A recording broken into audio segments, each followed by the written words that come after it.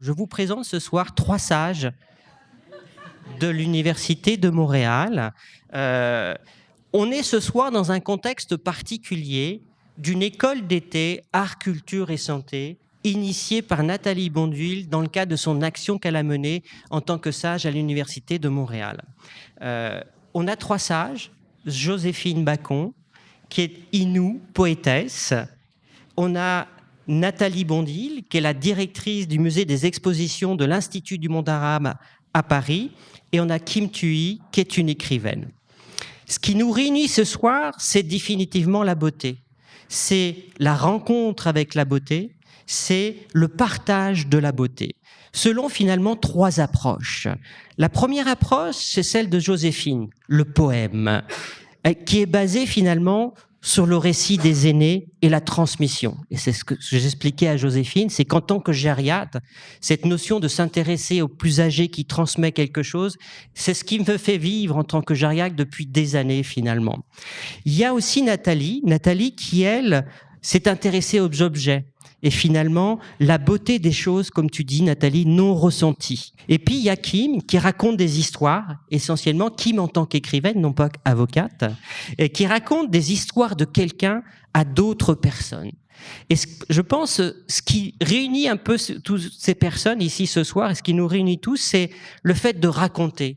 Raconter un rêve pour Joséphine, raconter un objet pour Nathalie, raconter une histoire. Mais pour faire quoi, finalement? Pour partager, définitivement, pour rassembler, au-delà de nos dissonances, et je reprends des mots qui ont été prononcés au moment du balado, pour être en harmonie avec nous-mêmes avant tout, et aussi avec les autres et notre environnement. Et cette semaine, pour nous, à l'école d'été et aux étudiants, est vraiment le temps d'une rencontre du monde des arts, de la culture et des sciences, et notamment des sciences de la santé, pour se poser, prendre le temps, pour écouter, pour apprendre, pour comprendre, pour partager et pour transmettre, dont l'objectif est d'agir ensemble pour un mieux accompagner, un soutien des plus fragiles, en replaçant notre humanité, la manière dont on prend les soins des plus vulnérables au cœur de nos actions.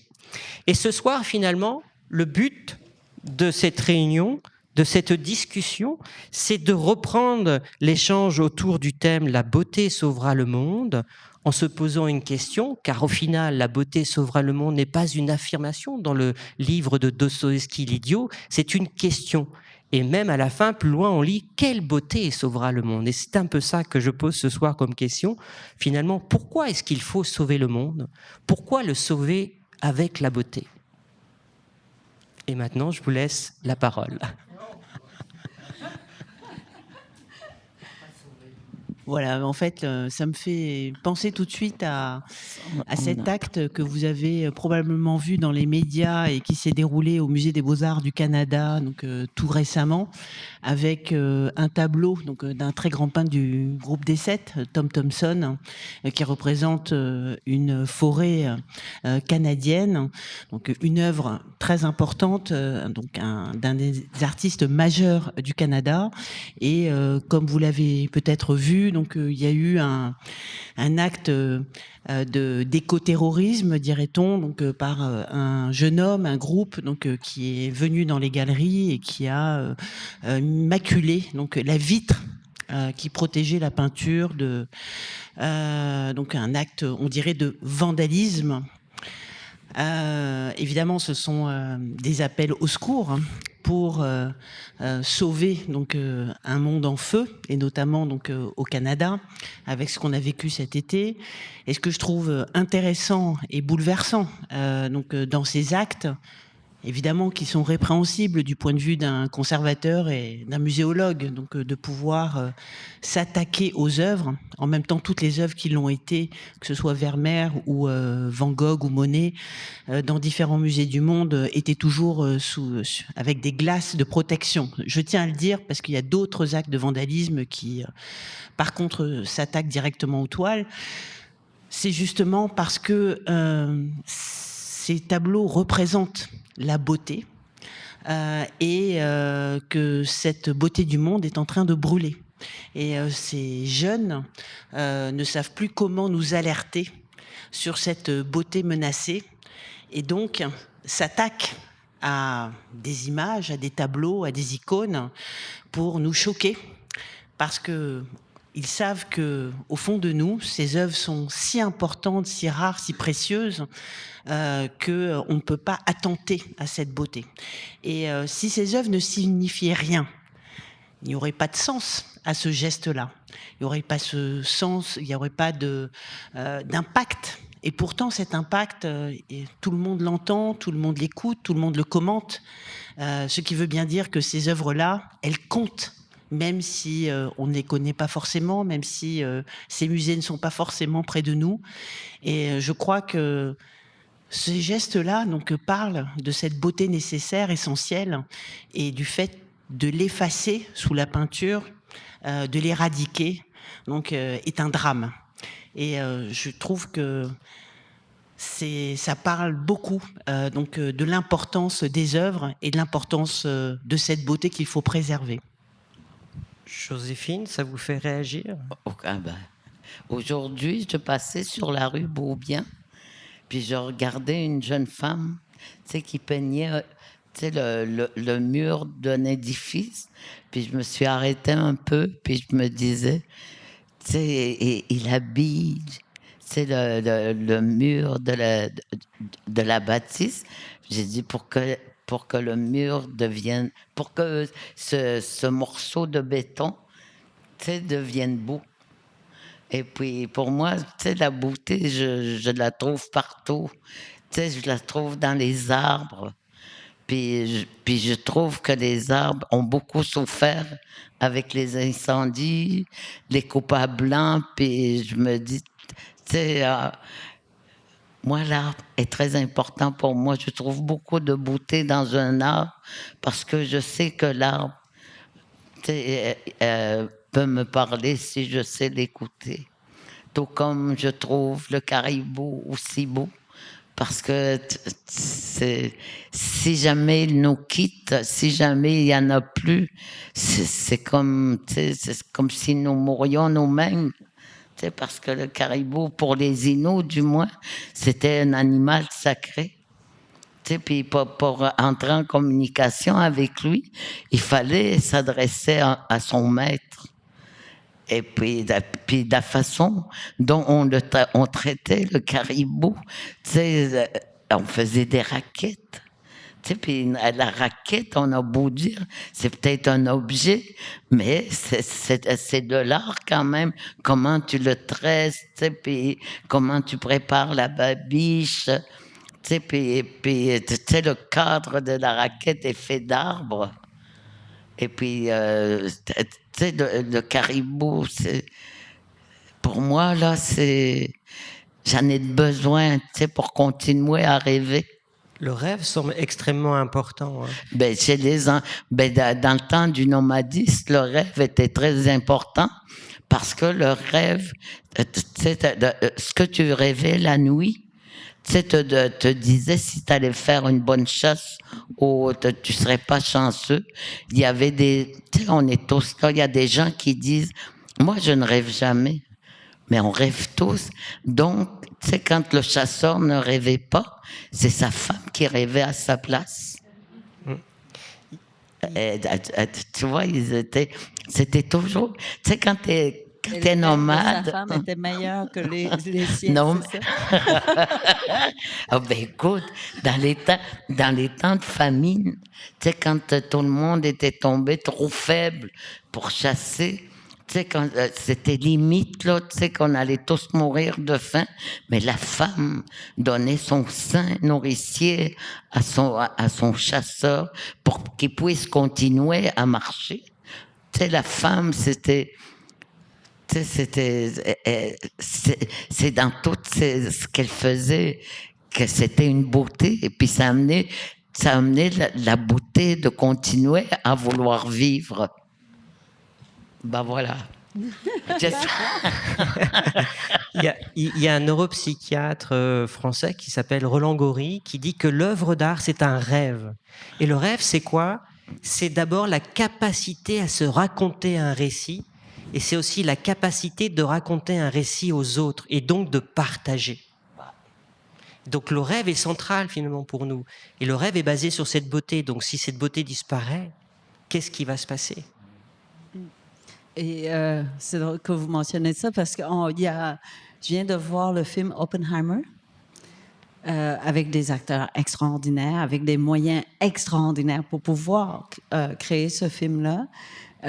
Et oui, je connaissais la Deuxième Guerre, Hiroshima, un peu comme tout le monde. Évidemment, on ressent toute cette destruction des humains et de l'humanité et tout ça, mais la première fois que j'ai été aussi secouée, c'était pendant ce film-là. Malgré toutes les connaissances qu'on a eues, parce que le film était tellement bien fait. Et ce film-là était évidemment inexact. Parce que on raconte une histoire dont on choisit certains détails. On ne peut pas raconter toute la réalité. Et mon fils, très souvent, il me dit « Ah, maman, tu racontes... tes histoires, quand tu les racontes, sont jamais pareilles d'une fois à l'autre. » Et là, je dis, t'es en train de dire que je suis pas, que je mens ou que je déforme la vérité. Donc, je l'ai pris très, très personnel. Et après, je me suis dit, non, on doit absolument donner le droit de raconter l'histoire de telle manière que le message en ressort et non pas l'histoire en elle-même, dans sa véracité. Et quand on se disait, oui, pourquoi sauver le monde? Et je crois qu'on essaie en fait de se sauver nous-mêmes. Et je suis tombée sur une carte postale comme ça à Londres qui disait « Protect me from what I want ». Alors, se protéger contre ce qu'on veut. Et le film Oppenheimer, c'était ça. C'est cette capacité des humains d'aller plus loin que loin, d'être plus grand que soi, plus grand que nature, aller jusqu'au bout de notre potentiel. Mais pourquoi faire? À la fin de la journée, c'est pour se détruire, n'est-ce pas? Et donc, je crois qu'en ce moment, on essaie de décroître, ou sinon viser la décroissance pour se sauver contre soi-même. Et je reviens de New York où mon oncle m'a emmené dans une place qui vend des vêtements de seconde main. Puis oui, on aurait aimé peut-être une nouvelle blouse que jamais personne n'avait portée avant, qu'on n'a pas besoin de réparer ou altérer, mais c'est là où il faut se retenir et dire non, tu peux porter quelque chose qui avait déjà été porté par quelqu'un d'autre. Et en fait, cette blouse-là porte peut-être une histoire de quelqu'un. Et pourquoi pas? Et donc, se protéger presque contre soi-même pour pouvoir viser cette décroissance. Sinon, on veut toujours plus. Vous êtes neurologue, vous devez savoir que, je sais pas, on m'a dit qu'il y a quelque chose dans notre cerveau qui nous pousse toujours à vouloir plus. Cette course vers Et New York, quand on atterrit, on voit cette ville extraordinaire, on admire le skyline, hein, c'est tous ces buildings qui poussent et on se dit les changements climatiques vont engloutir cette ville et on a déjà la peine, la grande tristesse que cette ville disparaît, mais en même temps New York représente la folie de nous de construire toujours plus haut, toujours plus. Encore et encore et encore. Et donc, je crois qu'en ce moment, c'est ça. C'est même pas sauver le monde, c'est sauver de nous-mêmes, en fait. Et c'est ça. Ma réponse serait ça, c'est se sauver soi. Oui. Ou sinon, se retenir contre soi-même. Agnès Varda dit une journée sans voir des arbres est une journée foutue. Alors, je dirais une journée sans voir de l'art est une journée foutue. En fait, on pourrait dire qu'une journée sans avoir d'émotion esthétique ou d'émotion est une journée foutue. Parce que quand on parle de beauté, donc c'est un terme philosophique, presque platonicien, mais la beauté reste subjective. Et du coup, ce qui est important à une époque où on parle tant d'intelligence artificielle et de menaces, c'est de parler de cette intelligence émotionnelle qui nous rendrait humbles par rapport à ce que nous sommes, puisque donc nous ne sommes pas maîtres en la demeure. Hein, donc je suis d'accord avec Kim. Donc c'est aussi de se sauver de soi-même et le fait de pouvoir mieux comprendre cette émotion, donc qui définit ce que nous sommes dans notre animalité, dans notre humanité, et qui fait que la plupart donc de ce que nous faisons, on parle d'Oppenheimer, on parle de menaces atomiques, donc vient aussi de ce que nous sommes en tant qu'humains, déraisonnables, incapables de pouvoir justement gérer donc ces émotions avec tous les biais positifs ou négatifs qui nous conditionnent.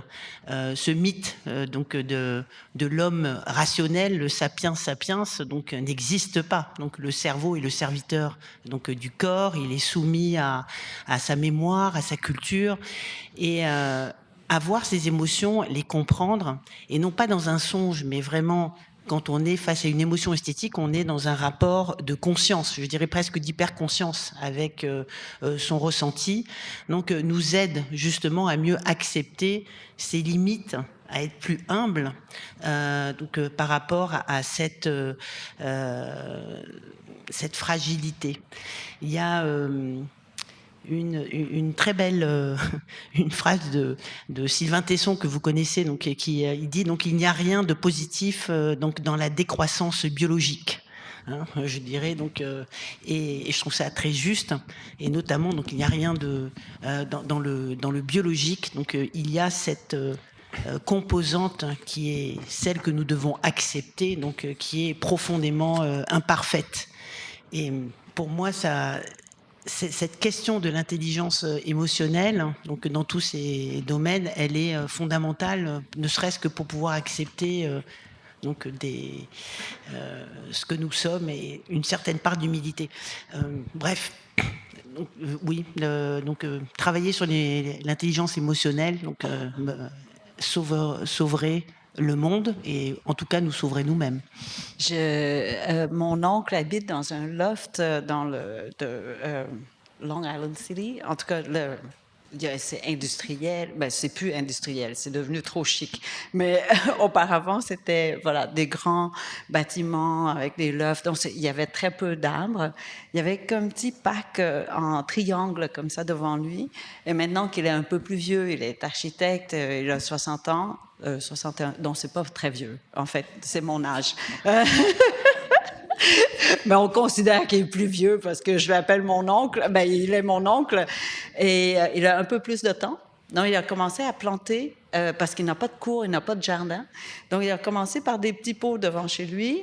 Et parce qu'il y avait des petits pots, il y a des gens qui sont venus pour lui donner d'autres pots en adoption. De se dire, on part en voyage et puis on quitte New York, donc on te donne. Donc, il a de plus en plus de pots.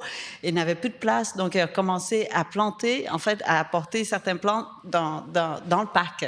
Et il les plantait dans le parc, en cachette, parce qu'on n'a pas le droit quand même de planter des choses dans le parc. Mais le parc a commencé à fleurir tellement que la ville elle-même lui a donné 600 bulbes de tulipes au printemps. Elle a dit, il ne savait pas comment planter 600 bulbes Mais bon, les gens ont aidé, les voisins ont aidé. Et aujourd'hui, ce parc-là, je l'ai connu il y a 30 ans. C'était un parc avec beaucoup de déchets, vous voyez, un peu abandonné. Et il n'y a personne qui s'assoyait là, à part ceux qui n'avaient pas de maison ou qui traînaient là, mais jamais avec le plaisir de s'asseoir là pour être dans un parc. Et aujourd'hui, imaginez que ce parc-là n'a plus besoin d'entretien. Il n'y a plus de déchets. Les gens vont là pour regarder les fleurs et participer à cette idée de fleurs. Donc, probablement que la beauté peut nous sauver. En fait, c'est l'histoire de l'homme qui plantait des arbres de Giono, donc, que vous avez dû lire, et surtout donc, que vous avez dû voir grâce à l'extraordinaire film d'animation de Frédéric Bach. Et je rebondis sur le parc Frédéric Bach, qui a été fait sur une déchetterie, et qui maintenant est un éco-parc tout à fait extraordinaire près de la Tohu à Montréal.